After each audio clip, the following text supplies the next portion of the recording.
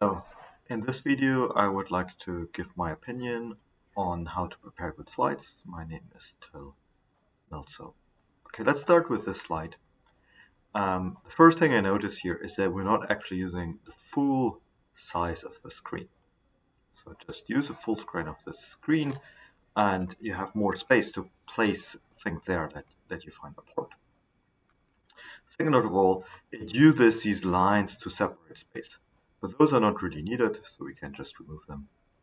Thirdly, they're clearly unnecessary information, like the date on when the talk is given. That's not really relevant. Then we see here some disalignment. Uh, uh, those things are not really, they're like in a little bit of a weird order, so we can align them nicely. Then we see that this is a red color, which draws attention. It's a little bit inconsistent. We don't know why, so we can just make it in one color. Now this looks already pretty good, and now I would like to ask you if you've seen that there were typos. Maybe some of you saw, but there were actually 4 typos. My name, my co-authors' names, and I think prepare and slides all written incorrectly. Often we don't notice because no one really reads those things carefully. We listen to what the speaker says. We know the title. We may not know about the co-authors anyway. So another alternative is to have as a title slide just one picture, which welcomes everyone and clearly gives the topic of what's going on. For co-authors, I think it's very nice to give them the space that they deserve and draw them as a picture and really say, okay, this is my co-author.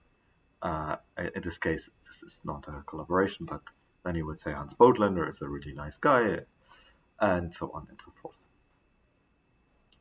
Okay, so at the beginning here, I gave you the first slide that I find horrible, and the second slide, which I find very nice. And in this video, I would like to answer 2 questions. The first one is, why is the second one actually better? And the second question that I would like to address is, how can you achieve such types of slides? Okay, let's get started. So, why? What makes a good slide? Why should we pay attention? What do we want to achieve? So first, we should think about the purpose of the slides.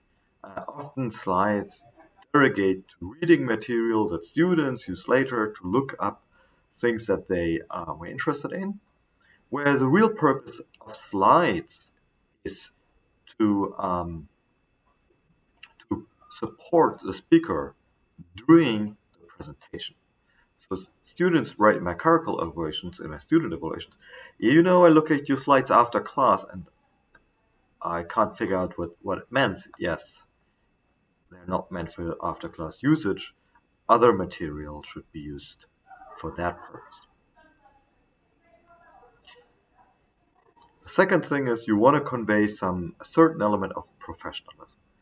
Um, Having nice slides, it means you put in some effort, and that makes you being taken serious. And if you put in effort, then I'm also at the audience being willing to pay attention to you.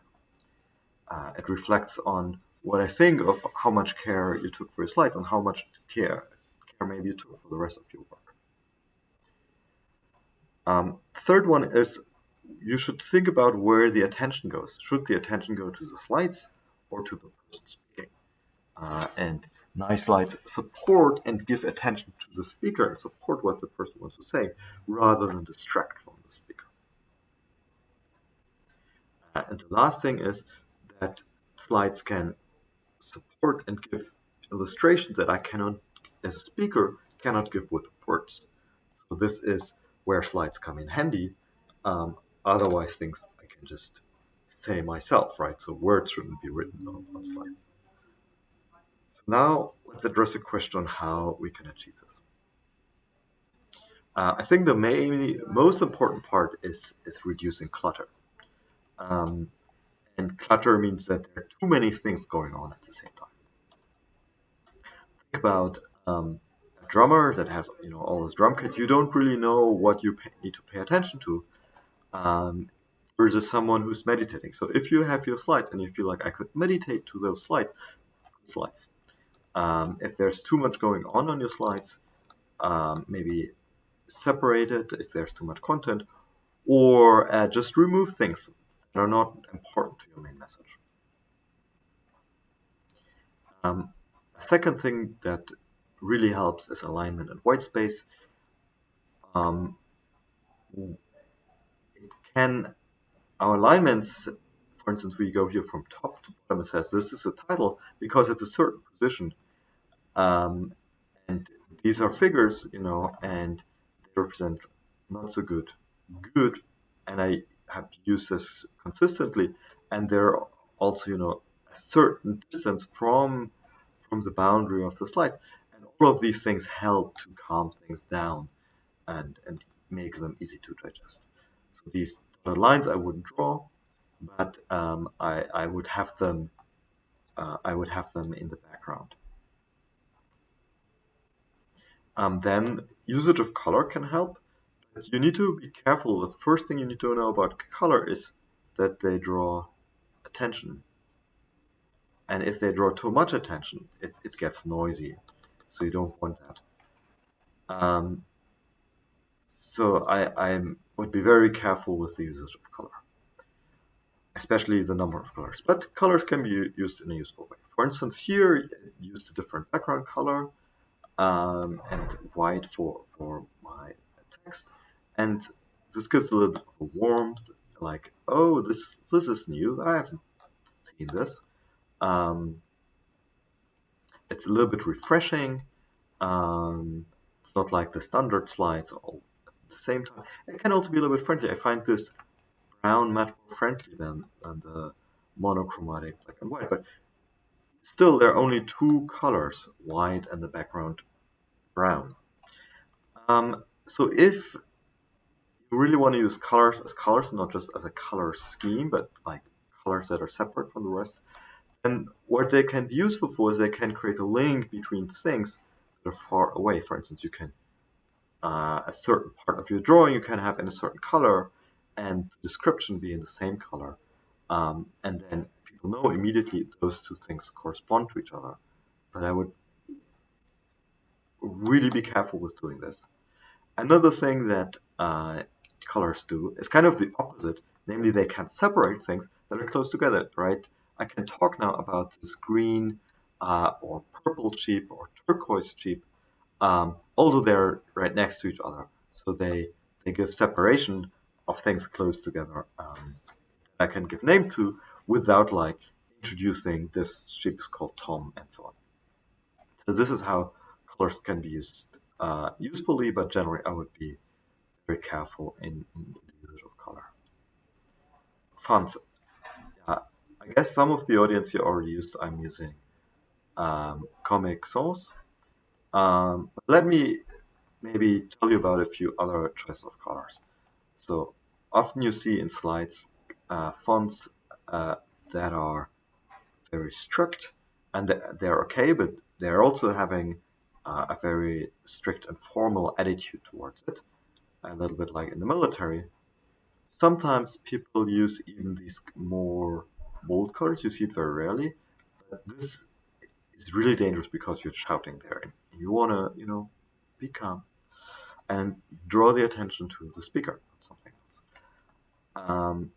Whenever you see more like um, uh, uh, curly fonts, then uh, it takes away attention from what you really want to say.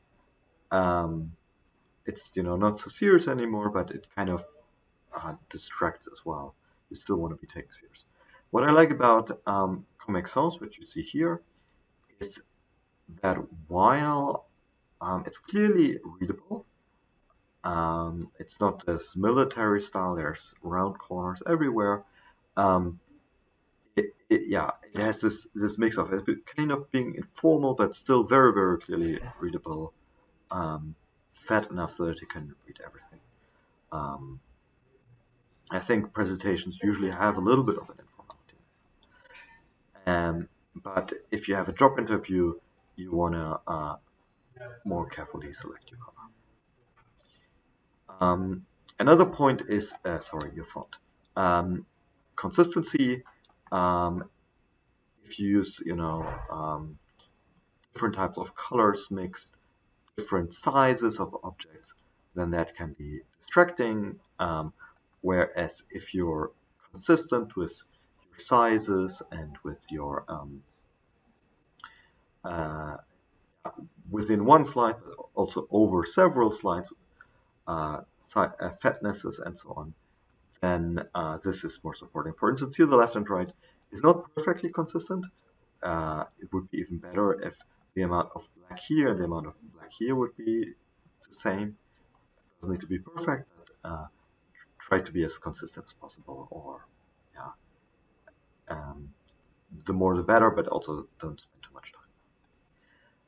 And the last thing is that I used here a lot already is illustrations. Why use illustrations? You can just use words. I could write here idea or illustration, but illustrations, they give an idea, a mental image that sticks in the audience head, and that can they quickly attach your information to that you want to convey. So, of course, I would not always use illustrations, but I have given talks without any word. And then people come to me at the end of the talks like, oh, I've noticed you actually haven't used any word, and it works. You can do that, depending on your audience and on the topic, but it usually works. And with that, I would like to thank you for your attention.